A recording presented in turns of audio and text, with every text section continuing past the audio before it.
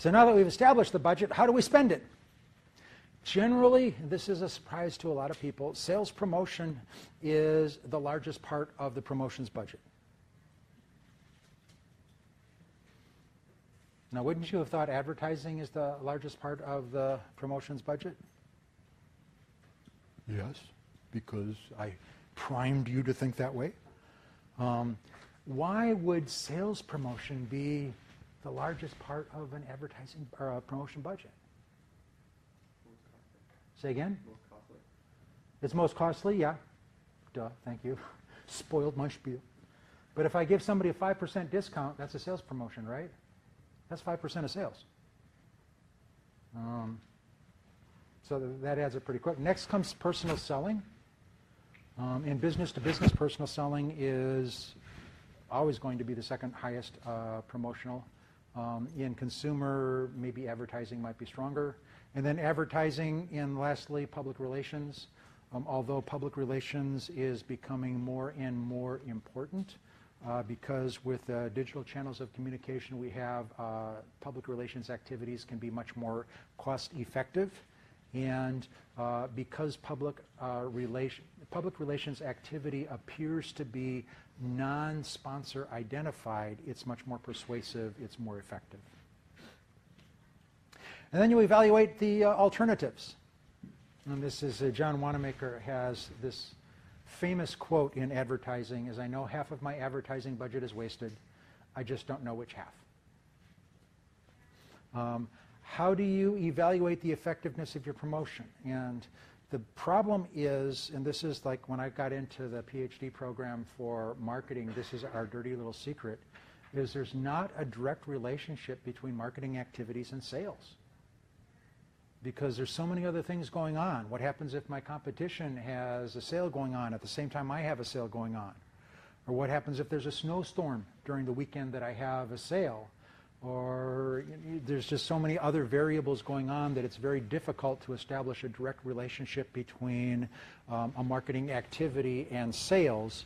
And as a result, we tend to use proxies like purchase intention or conversion. I saw the ad, clicked on the ad, followed the link, and I can see how far. We call that the sales funnel. We'll talk about that when we talk about automated marketing. Is the idea that I have a lot of people that see the ad, a smaller proportion of them click on the ad, and a smaller proportion of those actually go to the site and buy the product.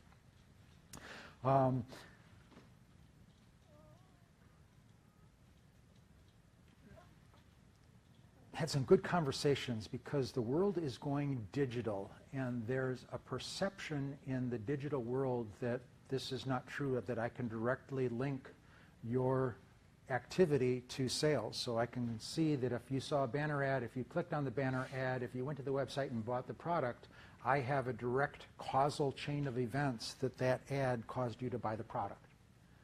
And that's a lot of truth to that, but it's not the entire truth. Because what happens is promotion is cumulative.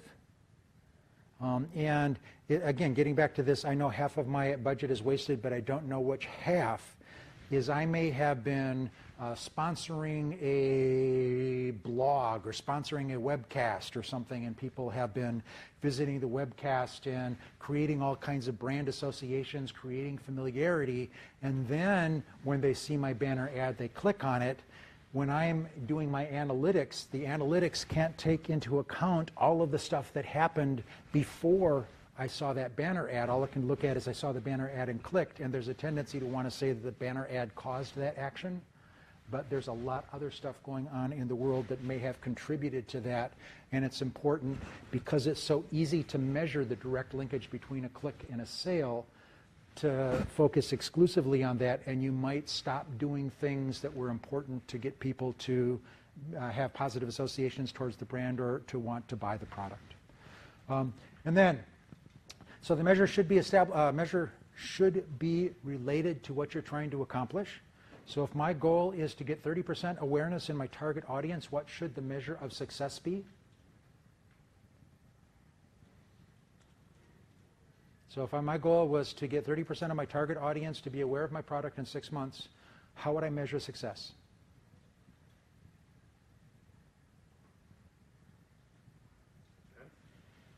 It depends. Sorry, not this time. Yeah, go ahead. Awareness.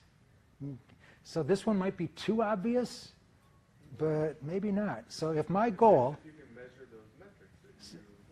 so if my goal is to get 30% awareness of my target audience in 6 months, at the end of 6 months, how would I know, how would I say whether I did a good job or not? 30% increase in sales. 30% increase in sales, what was my goal? I just told you what my goal is. My goal is 30% awareness. Yeah, but how do you measure that? Well, that's not my question right now. So what should my goal be? Figure out how you can measure. Oh man, we are not going to let this go. So if my goal is 30% awareness, my measure of success should be the level of awareness, and it should be 30% or higher, right? So if it's 31%, then I achieve my goal. If it's 30%, so if my goal is, and what happens is there's this tendency in business is we want to measure what's easy to measure as opposed to what's relevant. So, if my goal is to get 30% awareness, I might measure clicks because clicks is really easy to measure, but it doesn't have anything to do with awareness.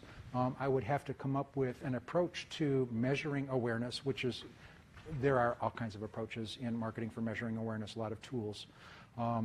But I would want to establish that at the time. Why would I set an objective that I can't measure? Okay. And then we'll talk about this when we talk about forecasting and strategic planning. There's also intermediate steps. So in order for somebody to become aware of the product, I had to run the ad, they had to see the ad. I might want to measure how many people saw the ad and whether or not they responded to it in some way or the other.